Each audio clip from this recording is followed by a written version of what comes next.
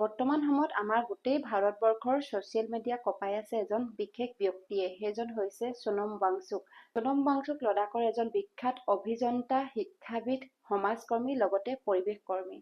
তেখেতে 21-22 দিনে দিল্লী যন্ত্ৰ মন্তৰত তেখেতে অমৰণ অন্বেষণ কৰিছে, আৰু এই অন্বেষণ তেখেতে নিজৰ কাৰণে কৰা নাই, আমাৰ দেশৰ ভৱিষ্যতৰ কাৰণে কৰিছে। যিজন মানুহে নিজৰ কথা নাভাবি দেশৰ লাখ লাখ মানুহৰ বাবে সংগ্ৰাম কৰিছে, তেখেতক কিন্তু ইতিহাসে মনত ৰাখিব। তেখেতে আমাৰ যি এই শিক্ষা ব্যৱস্থাটো দিনক দিনে বেয়া হৈ গৈছে, সেই শিক্ষা ব্যৱস্থাটো ভাল কৰাৰ কাৰণে তেখেতে এই অন্বেষণ কৰিছে। সোনম ৱাংচুকলৈ আমাৰ ফালৰ পৰা আন্তৰিক শুভকামনাৰ লগতে সমৰ্থন জনালো। আৰু বহুতো ছ'চিয়েল মিডিয়াত তেখেতৰ হৈ বহুতে সমৰ্থন জনাইছে। লগতে আমি টিভি নিউজ চেনেলবিলাকতো দেখিবলৈ পাইছোঁ। যোৱাকালি এটা নিউজ চেনেলত দেখিলোঁ টক শ্ব' পাতিছে আমাৰ প্ৰতিদিন টাইমত। খুব ধুনীয়া, খুব সুন্দৰ আলোচনা হৈছে আমাৰ এই শিক্ষা ব্যৱস্থাটোৰ বিষয়ে, লগতে সোনম ৱাংচুকক লৈও। তেওঁলোকে যিখিনি আলোচনা কৰিলে, এই আলোচনাখিনি সঁচাকৈ খুব সুন্দৰ আৰু শুনিবলগীয়া। আপোনালোকৰ কাৰণে ভিডিঅ'টো অকণমান আগবঢ়াই দিছোঁ। ভিডিঅ'টো আপোনালোকে সম্পূৰ্ণকৈ চাব। গতিকে লৈ বলক ভিডিঅ'টো মাজলৈ যাওঁ। মাইনী মহন্ত বাইদেউৰ কাষলৈকে আহিব বিচাৰিছোঁ। আটাইকেইগৰাকীৰ ভিতৰত যিহেতু বাইদেউ জ্যেষ্ঠ, মাইনীবা সামগ্ৰিকভাৱে যিটো পৰিৱেশৰ সূচনা হৈছে, আপুনি কি বুলি ভাবে যে চৰকাৰেও যে একো এতিয়ালৈকে গুৰুত্ব দিয়া নাই, আৰু সোনম ৱাংচুকো নিজৰ স্থিতিত আজিলৈকে অটল 20টা দিন অতিক্ৰম কৰিছে, ইতিমধ্যেই প্ৰত্যেক দিনেই আজিও আনকি চিকিৎসকে কৈছে যে কিমান গ্ৰাম আজিৰ দিনটোত হ্ৰাস পালে কালিতকৈ। এই যে মানুহজন শাৰীৰিকভাৱে এনেকৈ যদি থাকে, তেনেহ'লে তেওঁ বহুকেইটা অংগ বিকল হৈ যাব বুলি আজিৰ দিনটোত চিকিৎসকে কৈছে। আনকি মৃত্যুও ঘটিব পাৰে বুলি আশংকা ব্যক্ত কৰিছে যদি এইটো গতিত থাকে। আপুনি কেনেধৰণে বিশ্লেষণ কৰিব? চাওক নিতুমণি, চাবলৈ গ'লে এইটো আমাৰ এখন ভাৰতবৰ্ষৰ দৰে এখন গণতান্ত্ৰিক দেশৰ এটা পৰম্পৰাই আছিলে যে যেতিয়া কোনোবা এটা বিভাগৰ কিবা গাফিলতিৰ কাৰণে হওক বা বিভাগৰ দায়বদ্ধতাৰ কথা যেতিয়া আহে, তেতিয়া সেই বিভাগীয় মন্ত্ৰীজনে পদত্যাগ কৰাটো আমি দেখি আহিছোঁ। লাল বাহাদুৰ শাস্ত্ৰীৰ পৰা মমতা বেনাৰ্জী, নীতিশ কুমাৰ, তেওঁলোকে একোটা দুৰ্ঘটনাৰ পিছত তেওঁলোকে দায়িত্ব লৈ পেলাই দায়বদ্ধতা প্ৰকাশ কৰি পেলাই পদত্যাগ কৰিছিল। গতিকে আমি ক'ব পাৰোঁ যে এইটো এটা পৰম্পৰা। এতিয়া 20জন ছাত্ৰই আত্মহত্যা কৰা এটা পৰিস্থিতি, যিটো শিক্ষা বিভাগৰ গাফিলতিৰ কাৰণে হৈছে, বাৰে বাৰে নীটৰ পেপাৰ লিক হৈছে, একোটা পৰিয়ালৰ এটা সন্তান চিকিৎসক কৰাটো কিমান কষ্টকৰ কথা এটা সেই পৰিয়ালটোৱে বুজি পায়। তেনেকুৱা একোজন সন্তানে আত্মহত্যা কৰিছে, একোটা পৰিয়াল তছনছ হৈ গৈছে। এই গোটেইখিনিৰ দায়িত্ব স্বীকাৰ কৰি মন্ত্ৰীজনে আচলতে ধৰ্মেন্দ্ৰ প্ৰধানে নিজেই পদত্যাগ কৰিব লাগিছিল। তাৰ পিছৰ পৰা নিতুমণি চাওক, আজি প্ৰায় এমাহ ধৰি কেইটামান ল'ৰা ছোৱালীয়ে ইমান মানে তাৰ কাৰণে জোৰ কৰিব লগা হৈছে। সেইটোৱে লাজৰ কথা যে জোৰ কৰিব লগা হৈছে শিক্ষামন্ত্ৰীজনক যে আপুনি দায়বদ্ধতা পালন কৰক। আৰু তেওঁলোকক সহযোগ কৰিবলৈ ভাৰতবৰ্ষৰ এজন আন্তৰ্জাতিক খ্যাতিসম্পন্ন বিজ্ঞানী, উদ্ভাৱক, পৰিৱেশ কৰ্মী, যাক বিশ্বই স্বীকৃতি দিছে, সেয়ে তেনেকুৱা এজন ব্যক্তিয়ে আজি তিল তিলকৈ অনশন কৰি মৃত্যুৰ মুখলৈ আগবাঢ়িছে। কোনোপধ্যে অনশন তেওঁ সামৰি নলয় বা উঠাই নলয়। তেনেকুৱা এটা পৰিস্থিতিৰ পিছতো কিন্তু চৰকাৰ নিৰ্লিপ্ত। এইটো কথা আমাৰ কাৰণে আচলতে মানে ভাবিবলৈ বাধ্য হৈছোঁ যে আমি কেনেকুৱা এখন ভাৰতবৰ্ষত আমি এতিয়া বাস কৰিছোঁ। মই মুহূৰ্তৰ কাৰণে নিতুমণি ধৰি ল'লোঁ যে চৰকাৰে যিবিলাক তেওঁলোকৰ বিৰুদ্ধে যিবিলাক কথা প্ৰচাৰ হোৱা আমি শুনিবলৈ পাইছোঁ, যে সেই ল'ৰা ছোৱালীকেইটালৈ বৰ দুখ লাগে। এই নেহা নামৰ ছোৱালীজনী, তাইৰ তেজৰ মানে যিটো সেই কমি গৈছে, তেওঁৰ অৱস্থা মানে বেয়া বুলি ডক্টৰে কৈছে। সেই তেনেকুৱা ল'ৰা ছোৱালীকেইটাৰ বিৰুদ্ধে যিবিলাক কথা কৈছে, মই ফ্ৰেকশ্যন অফ ছেকেণ্ডৰ কাৰণে ধৰি ল'লোঁ যে সেই কক্ৰজ জনতা পাৰ্টিটোৰ কিবা এজেণ্ডা আছে, তেওঁলোক আম আদমি পাৰ্টিৰ ফচল। ধৰি ল'লোঁ কিবা টুকৰে গেং বুলি কয়, দেশদ্ৰোহী বুলি কয়, পাকিস্তান বেগ বুলি কয়। মই গোটেইবোৰ মুহূৰ্তৰ কাৰণে ধৰি লৈ মই যদি প্ৰশ্ন কৰোঁ যে সোনম ৱাংচুকৰ কি হ'ব? সোনম ৱাংচুক কোন? যিজনৰ কাৰণে আজি লাডাখৰ জনতাৰ কাৰণে, দেশৰ জনতাৰ কাৰণে যিজনে বৰফৰ স্তূপা বনাই পানী সংৰক্ষণৰ যিটো ব্যৱস্থা কৰিলে, তাৰ কাৰণে মেগছেছে বঁটা পালে। তেওঁৰ science education cultural movement of Ladakh, SECMOL যিটো তেওঁ প্ৰতিষ্ঠা কৰিলে, তাৰ কাৰণে বিশ্বৰ চকু থিয় হৈ গৈছিল যে বিকল্প শিক্ষা ব্যৱস্থা এনেকুৱা হ'ব পাৰে। তেনেকুৱা এজন ব্যক্তি, যাক আজি টাইম আলোচনীৰ কাভাৰত তেওঁৰ মানে ৰানিং টাইম ৰানিং আউট বুলি কাভাৰ কৰিছে তেনেকুৱা এজন ব্যক্তিৰ ক্ষেত্ৰত ইমান অৱহেলা তেওঁৰ লগত কথা পাতিবলৈও সময় নাই আজি বৈদেশিক পৰিক্ৰমা মন্ত্ৰালয়ৰ এজন সচিবে অলপতে বিদেশী সাংবাদিক এজনে সুধোতে যোৱা সপ্তাহৰ কথা হয়তো তেওঁ কৈছে যে কিয় তোমালোকৰ প্ৰাইম মিনিষ্টাৰে প্ৰেছ মিট নকৰে তেওঁ কৈছে যে তেওঁ অলপ থটমট খাই কৈছে যে আমাৰ প্ৰাইম মিনিষ্টাৰে পোনপটীয়াকে জনতাৰ লগত কথা পাতে মন কি বাত তে সেই পোনপটীয়া কথা মানুহজনে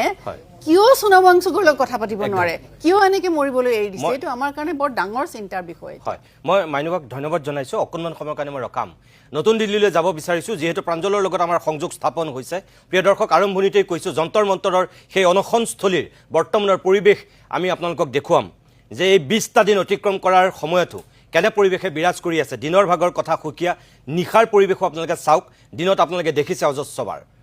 মই প্ৰাঞ্জল মই তোমাৰ কাষলৈ গৈছো সামগ্ৰিকভাৱে 20টা দিন অতিক্ৰম কৰিলে সোণম ৱাংচুকৰ এই আমৰণ অনশনে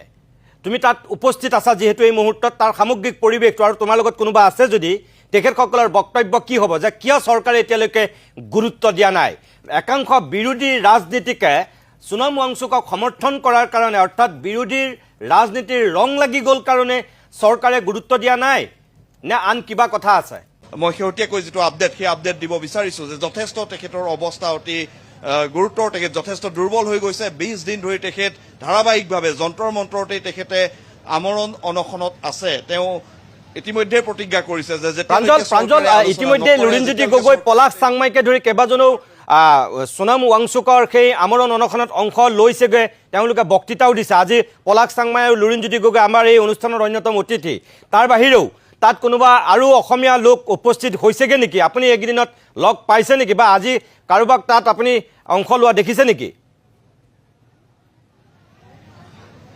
হয় এই মুহূৰ্তত জ্ঞানশ্ৰী আছে মই জ্ঞানশ্ৰীৰ ওচৰলৈ আহিছো জ্ঞানশ্ৰী আপুনি আজি আহি উপস্থিত হৈছেহি আৰু আপুনি সমৰ্থন জনাইছে আৰু এই গোটেই বিষয়টো ইয়াতে যন্তৰ মন্ত্ৰত এই মুহূৰ্তত দিনে নিশাই যি প্ৰতিবাদ চলি আছে তাত প্ৰতিবাদ আপুনিও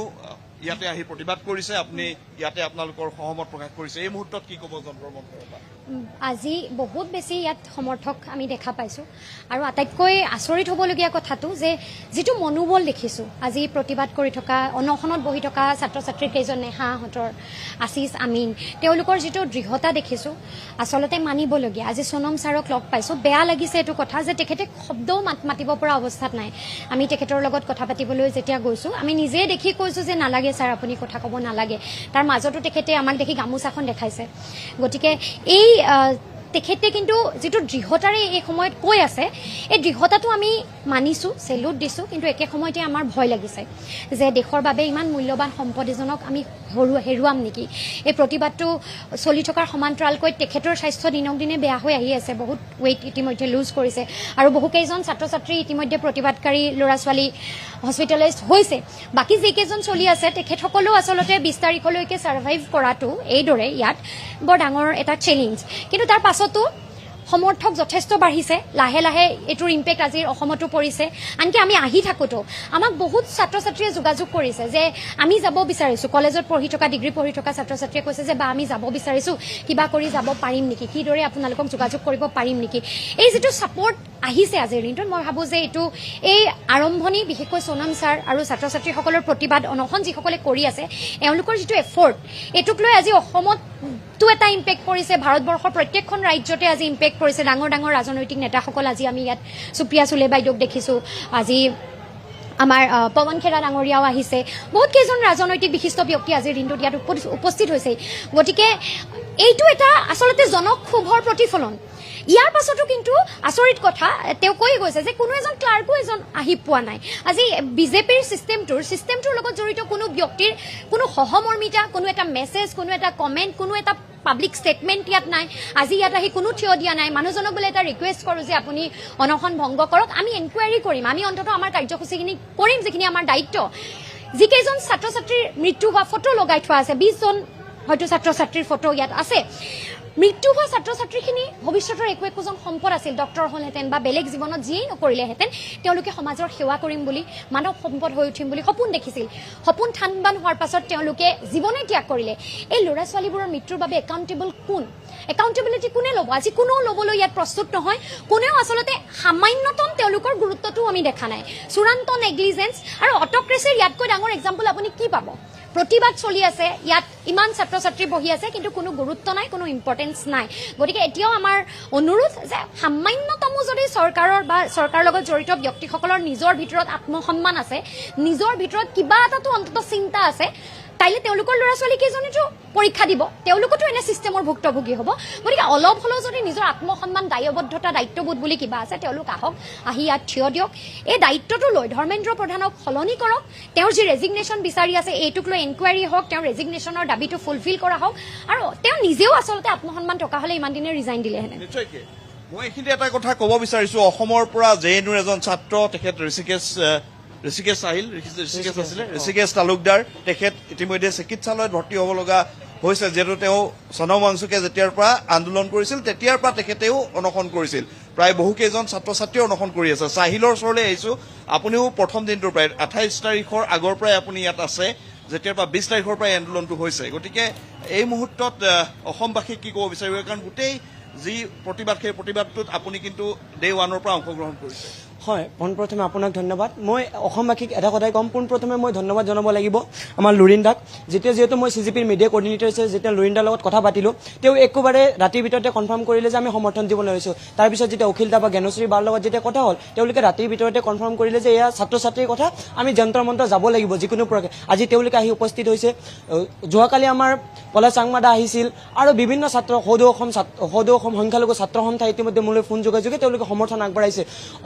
অসমৰ যিখিনি মূল বিৰোধী শক্তি আছে, তেওঁলোকে ইতিমধ্যে আমাৰ কক্ৰোচ জনতা পাৰ্টীৰ আমাক সম্পূৰ্ণভাৱে সমৰ্থন জনাইছে। কেৱল তেওঁলোকে নিজৰ ৰাজনৈতিক ভেদাভেদ পাহৰি কক্ৰোচ জনতা পাৰ্টীক এইভাৱে সমৰ্থন জনাইছে, কাৰণ কক্ৰোচ জনতা পাৰ্টীয়ে ছাত্ৰ ছাত্ৰীৰ ভৱিষ্যতৰ সুৰক্ষিত ভৱিষ্যতৰ কাৰণে মাত মাতি আছে। আমি ইমান দিনৰ পৰা দিল্লীত, মই প্ৰথম দিনৰ পৰা আছোঁ। আজি মই এই যন্ত্ৰ মন্ত্ৰ আন্দোলনৰ উত্থান পতন গোটেইখিনি দেখিছোঁ। আজি যিখিনি অৱস্থা, সোণম ছাৰৰ অৱস্থা হৈ আছে, যিখিনি স্বাস্থ্যৰ অৱনতি ঘটিছে, তাৰ ফলত কেৱল মাত্ৰ চৰকাৰ কিন্তু চৰকাৰক দায়ী কৰিব বিচাৰিম। কাৰণ এনেকুৱা এজন ব্যক্তি, যিজনক যদি বিষয়ে আমি ক'বলৈ যাওঁ, কোনোবা ৰাজনৈতিক দলত যোগদান কৰি হ'লেও ৰাজ্যসভাৰ এজন সাংসদ হ'ব পাৰিলেহেঁতেন, কিন্তু সেই ৰাস্তা অৱলম্বন নকৰি ছাত্ৰ ছাত্ৰীৰ বাবে তেওঁ ওলাই আহি দিল্লীৰ এই গৰমত, লাডাখৰ পৰা আহি দিল্লীৰ এই গৰমত ভোক হৰতাল কৰিছে। আপুনি ভাবিব নোৱাৰিব তেওঁৰ অৱস্থা কেনেকুৱা হ'ব পাৰে। এই প্ৰচণ্ড গৰম আৰু 20 দিন নোখোৱাকৈ বেলেগ মানুহে যেতিয়া হাংগাৰ ষ্ট্ৰাইক কৰে,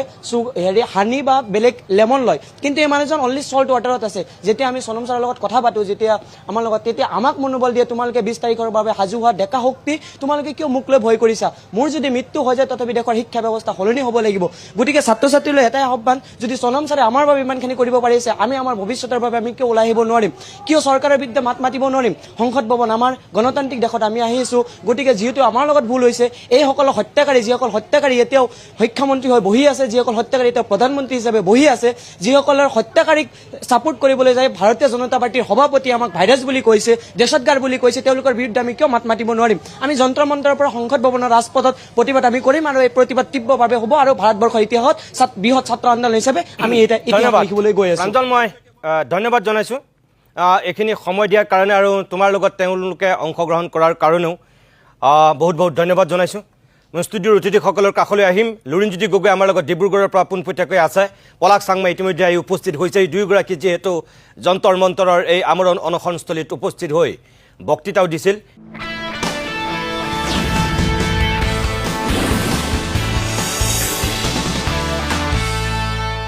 মই পোনে ডিব্ৰুগড়লৈ যাব বিচাৰিছোঁ। লুৰিণজ্যোতি গগৈ আছে।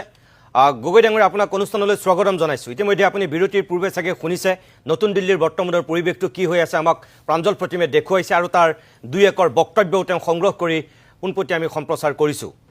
আপুনি নিজে তাত অংশ লৈছিল। আজিলৈকে কোনো ধৰণৰ এক চিকুটো গুৰুত্ব দিয়া নাই। তেওঁলোকৰ মুখ্য মুখপাত্ৰ আশুতোষে কিছু সময় পূৰ্বে কৈছে যে কোনোবা ৰাজনৈতিক নেতা বা বিষয়া অহাটো বাদেই কোনো এগৰাকী ক্লাৰ্ক পৰ্যায়ৰ মানুহকো এতিয়ালৈকে পঠোৱা হোৱা নাই তেওঁলোকৰ আমৰণ অনশনটোৰ সন্দৰ্ভত খবৰ ল'বলৈ বা কথা পাতিবলৈ। তাৰমানে চৰকাৰে সম্পূৰ্ণৰূপে গুৰুত্বহীন কৰি আছে এতিয়ালৈকে। কিন্তু আজি 20টা দিন অতিক্ৰম কৰিছে। সিফালে চিকিৎসকে কৈছে সোণম ৱাংচুকৰ এইটো গতি থাকিলে কথা বেয়াৰ দিশলৈ গতি কৰিব পাৰে, অৰ্থাৎ তেওঁ বহু অংগ বিকল হ'ব পাৰে। ইতিমধ্যেই হৈছে বুলি কৈছে দুই এটা। ইমান ওজন কমি গ'ল, অকল নিমখ পানী খাইতো এজন মানুহ জীয়াই নাথাকিব অনন্ত কাললৈ। যদি সেয়াই হৈ থাকে, তেওঁ নিজৰ স্থিতিত থাকে, চৰকাৰো নিজৰ স্থিতিত থাকে, তেতিয়াহ'লে আমি কি পাবলৈ গৈ আছোঁ, কি হেৰুৱাবলৈ গৈ আছোঁ?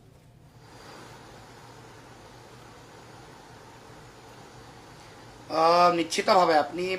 তেওঁলোকে চৰকাৰী যন্ত্ৰই তেওঁলোকে কোনো গুৰুত্ব নিদিলেও তেওঁলোকে চূড়ান্ত অৱহেলা কৰিলেও এই বিষয়টো অতি গুৰুত্বপূৰ্ণই নহয় অতি মহত্বপূৰ্ণ বিষয় দেশৰ যিটো শিক্ষাৰ সংকট শিক্ষা ব্যৱস্থাৰ প্ৰতি যিটো প্ৰচণ্ড প্ৰশ্নবোধক আহিছে 87 বাৰ প্ৰশ্নকাকত ফাদিল হৈছে এই বিজেপি চৰকাৰৰ দিনত 148 বাৰ প্ৰশ্নকাকতক লৈ ক'ৰবাত হয় দুৰ্নীতি হৈছে ক'ৰবাত ফৰ্জাৰী হৈছে বিভিন্ন ধৰণৰ ঘটনা পৰিঘটনা হৈছে আৰু এই সমগ্ৰ ঘটনাৰ পৰিপ্ৰেক্ষিতত প্ৰায় 17 গৰাকী আমাৰ নতুন প্ৰজন্মৰ যিসকল মানৱ সম্পদ হ'ব ভৱিষ্যতে তেওঁলোকে মৃত্যুৰ মুখত পৰিলে বা তেওঁলোকে সৰ্বোচ্চ ত্যাগ কৰিব লগা পৰিৱেশলৈ গুচি গ'ল এতিয়া চৰকাৰে গুৰুত্ব দিয়া নাই কিন্তু গুৰুত্ব দিব লগা আটাইতকৈ গুৰুত্বপূৰ্ণ এইটো বিষয় মহত্বপূৰ্ণ বিষয় যদি শিক্ষাক লৈ যদি গুৰুত্ব তেওঁলোকৰ নাই তেতিয়াহ'লে দেশৰ ভৱিষ্যত দেশক বিকশিত ভাৰতবৰ্ষ হিচাপে কেনেকৈ গঢ়িব বিশ্বগুৰু হ'বলৈ বিকশিত ভাৰত হ'বলৈ উন্নত ভাৰত হ'বলৈ শিক্ষা গৱেষণা বিজ্ঞান প্ৰযুক্তিবিদ্যা অৰ্থনীতি সমাজ সকলো কথাৰ লগত শিক্ষা প্ৰত্যক্ষভাৱে জড়িত যিখন ভাৰতবৰ্ষ ডেকা ভাৰতবৰ্ষ বুলি কোৱা হয় 64% ডেকা মানুহেৰে ভৰি আছে 63.88% এই ডেকা ভাৰতবৰ্ষৰ যুৱক যুৱতী ছাত্ৰ ছাত্ৰীসকল যদি ৰোগগ্ৰস্ত হয় তেওঁলোকৰ শিক্ষা ব্যৱস্থাটোত যদি এনেকৈ কেৰুণ লাগে এনেকৈ প্ৰশ্নকাকত যদি ফাদিল হয় বিক্ৰী হয় হাজাৰ হাজাৰ লাখ লাখ টকাত যদি বিউটি পাৰ্লাৰ প্ৰশ্নকাকতৰ মানে ফাদিল হোৱা ঘটনা সংঘটিত হয় তেতিয়াহ'লে দেশ কি পৰ্যায়ত আছে কেনেকুৱা এটা অৱস্থাত আছে এইটো আমি সকলোৱে অনুধাৱন কৰিব লাগিব অনুমান কৰিব লাগিব আৰু সোণম ৱাংচুক ডাঙৰীয়া দেশৰ কাৰণে ৰাষ্ট্ৰৰ কাৰণে সম্পদ এই কথা বুজি পোৱা দৰকাৰ তেওঁ এই কথা কিয় আহ্বান কৰিছে তেওঁ কিয় এনেকৈ সৰ্বোচ্চ ত্যাগ কৰি এনেকৈ আগবাঢ়ি আহিছে এই কথা দেশৰ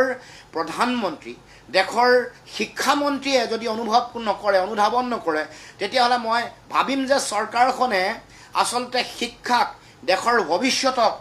ৰাষ্ট্ৰখনৰ সমাজ আৰু সভ্যতাৰ উত্তৰণৰ যিটো যাত্ৰা এই যাত্ৰাক গতিশীল আৰু ত্বৰান্বিত কৰিবৰ কাৰণে তেওঁলোকৰ কোনো ধৰণৰ চিন্তা নাই পৰিকল্পনা নাই কাৰণ এই গোটেই কথাটোক মই যেতিয়া দিল্লীলৈ গৈছিলোঁ এই কথাই কৈছোঁ যে এইটো অত্যন্ত অতি গভীৰ বিষয় এটাক লৈ আপোনালোকে এনেকৈ ইয়াত আহি সকলোৱে অংশগ্ৰহণ কৰিছে দেশত বিপৰীত পৰিস্থিতি সংকটৰ সময় গণতান্ত্ৰিক আন্দোলনৰ কাৰ্যসূচী এটা কৰিবলৈ ব্যাপক প্ৰত্যাহ্বান তাৰ মাজত আপোনালোকে যুঁজিছে আৰু সেইকাৰণে আহিছোঁ আৰু এইটো ক্ষেত্ৰত সমগ্ৰ দেশৰ দল মত নিৰ্বিশেষে বিভিন্ন ধৰণৰ বাদ দৰ্শন অবিহনে ছাত্ৰ ছাত্ৰীয়ে ভাৰতবৰ্ষৰ ভৱিষ্যতৰ কাৰণে সকলোৱে যুঁজিব লাগে এয়া যদি ভাবিছে কেৱল মাত্ৰ ছাত্ৰ ছাত্ৰীসকলৰ কাৰণে যুঁজ এইটো ভুল ভাবিছে দেশৰ সমাজ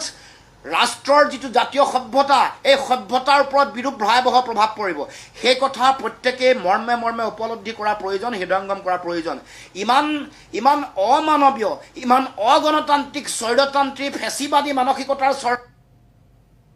কেতিয়াও ভাবিব নোৱাৰোঁ কাৰণ এটা বিষয় উত্থাপন কৰা হৈছে বিষয়টো আলোচনা কৰিব লাগে ইয়াৰ লগত বিভিন্ন ধৰণৰ যুক্তি থাকিব পাৰে বিভিন্ন ধৰণৰ কথা বতৰা থাকিব পাৰে কিন্তু মৌলিক কথাটোক লৈ সোণম ৱাংচুক কক্ৰোচ জনতা পাৰ্টি তেওঁলোকৰ যিসকল বিদেশৰ পৰাও ল'ৰা আহি তেওঁলোকে চাকৰি ত্যাগ কৰি যে যুঁজিছে সেই কথা বুজা দৰকাৰ সেই কথা অনুভৱ কৰা দৰকাৰ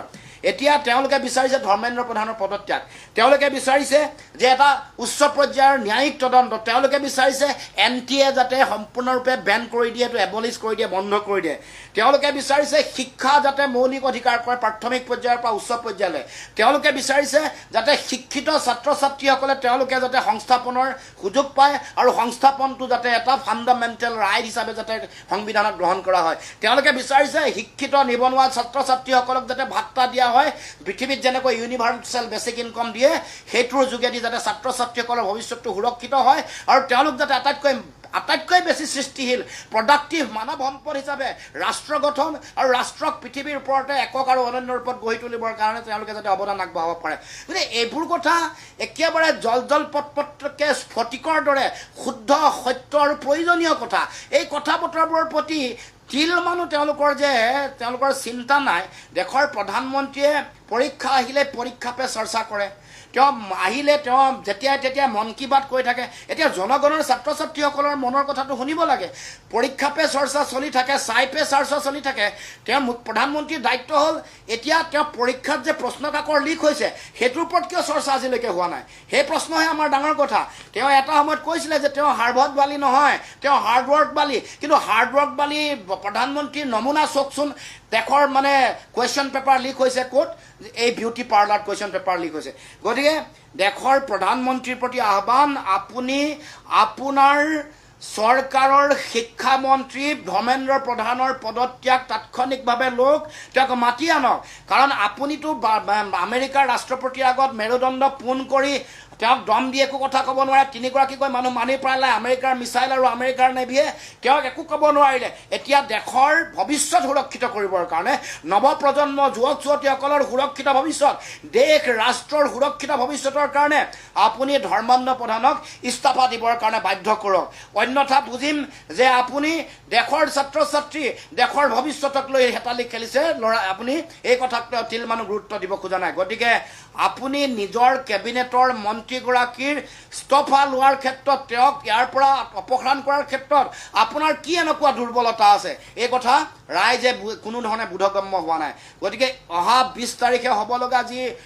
মানে সংসদ যাত্ৰা এই সংসদ চলো গোটেই যাত্ৰাটোত যাতে সফল হয় আৰু মই এটা বিনম্ৰ আহ্বান জনাম সমগ্ৰ ভাৰতবৰ্ষৰ ছাত্ৰ ছাত্ৰী অসমৰ ছাত্ৰ ছাত্ৰীসকললৈ তেওঁলোকে যাতে কোনো কাৰণতে হাত সাৱটি বহি নাথাকে ওলাই আহিব লাগে কাৰণ এয়া আমাৰ সকলোৰে কাৰণে অতি গুৰুত্বপূৰ্ণ অসমতো 4বাৰ প্ৰশ্ন কাকত ফাদিল হৈছে বিজেপি চৰকাৰৰ দিনত তেজপুৰ বিশ্ববিদ্যালয়ত 4বাৰ একেলগে সংগ্ৰাম চলি আছিল দুৰ্নীতিৰ অভিযোগত অসমত এতিয়া 6066খন বিদ্যালয় ইতিমধ্যে বন্ধ হৈছে 35 লাখ নিবনুৱা আছে 60,000 এতিয়াও মানে বিদ্যালয়সমূহত খালী পদ আজিলৈকে নিযুক্তি প্ৰদান কৰা নাই গতিকে তেনেকুৱা এটা অৱস্থাত অসমৰ ভৱিষ্যত সুৰক্ষিত কৰিবৰ কাৰণে দেশৰ ভৱিষ্যত সুৰক্ষিত কৰিবৰ কাৰণে আজিয়ে ওলাই আহক নহ'লে অন্যথা যেতিয়া এই ভয়ংকৰ এটা পৰিস্থিতি সৃষ্টি হ'ব শিক্ষা ব্যৱস্থা শিক্ষাই যেতিয়া ভয়ংকৰ ভৱিষ্যতৰ দিশলৈ গতি কৰিব তেতিয়া কিন্তু কোনো ইয়াৰ পৰা হাত সাৰি নাথাকে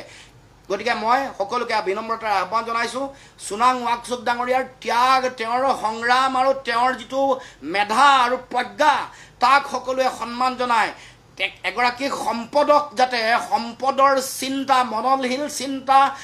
সংগ্ৰাম ৰাষ্ট্ৰীয় যিটো দায়বদ্ধতাৰে কৰা যিটো সংগ্ৰাম সৰ্বোচ্চ ত্যাগী সংগ্ৰাম তাৰ প্ৰতি সন্মান আগবঢ়াই যুৱ প্ৰজন্ম ছাত্ৰ ছাত্ৰীয়ে সকলোৱে এই সংগ্ৰামত অংশগ্ৰহণ কৰি সংগ্ৰাম সফল কৰিব লাগে আৰু এই যিবোৰ অন্যায় হৈছে এই অন্যায়বোৰ নাইকিয়া কৰি অধিকাৰ আজৰি আনিব লাগে মই লুৰিণজ্যোতি গগৈ আপোনাক বহুত বহুত ধন্যবাদ জনাইছোঁ মই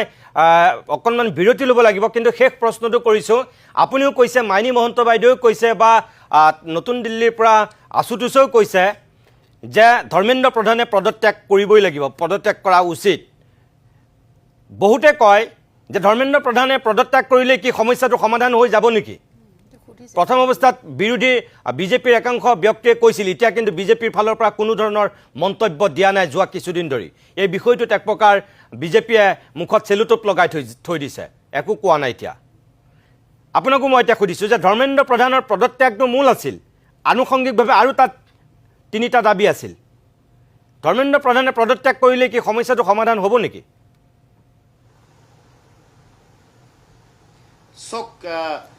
শিক্ষা ব্যৱস্থাৰ সমস্যাই এটা ভয়াৱহ ৰূপ ধাৰণ কৰিছে গতিকে তাৰ কাৰণে বহু ধৰণৰ কথা বতৰা আছে কিন্তু সাম্প্ৰতিক সময়ত ধৰ্মেন্দ্ৰ প্ৰধানৰ দিনত যি ধৰণৰ প্ৰশ্ন কাকত ফাদিল হৈছে এবাৰ যদি দৃষ্টান্তমূলকভাৱে দেশৰ এগৰাকী মন্ত্ৰীক ব্যৱস্থা গ্ৰহণ কৰা হয় অন্তত মানুহৰ মাজত আত্মবিশ্বাসটো গঢ় লৈ উঠিব গতিকে গোটেই ব্যৱস্থাটোৰ সামূহিক পৰিৱৰ্তনৰ কাৰণে বহু ধৰণৰ কাম কাজ কৰিব লগা আছে সেইবোৰৰ পৰামৰ্শ ইয়াত দিয়া গৈছে তেওঁলোকে CJPয়ে হওক বা সোনাম ৱাংচুক ডাঙৰীয়া দেশৰ আন পণ্ডিত বিদ্যাতনিক ব্যৱস্থাৰ লগত জড়িত হৈ থকা মানুহৰ লগত কথা বতৰা পাতি আলোচনা কৰিলে সমাধান হ'ব মানুহৰ এতিয়া প্ৰশ্ন এইটোৱে যে কুৱেশ্যন পেপাৰ প্ৰশ্ন কাকত ফাদিল কৰাৰ পৰা তোমালোকে বাৰণ কৰিব পৰা নাই বাধা দি ৰাখিব পৰা নাই দেশৰ সাৰ্বভৌমত্ব ৰক্ষাৰ কাৰণে প্ৰয়োজনীয় তথ্য পাতি এইবোৰ কেনেকৈ তোমালোকে লুকুৱাই ৰাখিব পাৰিবা গতিকে এইটো এটা মৌলিক প্ৰশ্ন আৰু ধৰ্মেন্দ্ৰ প্ৰধানে যেতিয়া পদত্যাগ কৰিব অন্তত একাউণ্টেবল হ'ব আৰু মানুহে আশ্বস্ত হ'ব যে অন্যায় কৰিলে কোনোবা একাউণ্টেবল মানুহ এজনক যেতিয়া শাস্তি প্ৰদান কৰা হয় অন্তত ব্যৱস্থাটো ঠিকে আছে আন কৰিব লগা কাৰিকৰী কাম কাজ বা নতুন ধৰণে আগবঢ়াই লৈ যাবৰ কাৰণে কথা ক'ব পৰা পৰামৰ্শ দিব পৰা বা এটা লাইনত আগবঢ়াই লৈ যাব পৰাকৈ দেশত পৰিৱেশ আছে এই কথাটো মানুহৰ মাজত আত্মবিশ্বাস আহিব সেইকাৰণে ধৰ্মেন্দ্ৰ প্ৰধানৰ পদত্যাগটো তেওঁলোকৰ মূল দাবী আৰু আমিও বিচাৰোঁ ধৰ্মেন্দ্ৰ প্ৰধানে তাৎক্ষণিকভাৱে পদত্যাগ কৰিব লাগে আৰু নহ'লে দেশৰ প্ৰধানমন্ত্ৰীয়ে পদত্যাগ কৰিবলৈ তাক বাধ্য কৰাব লাগে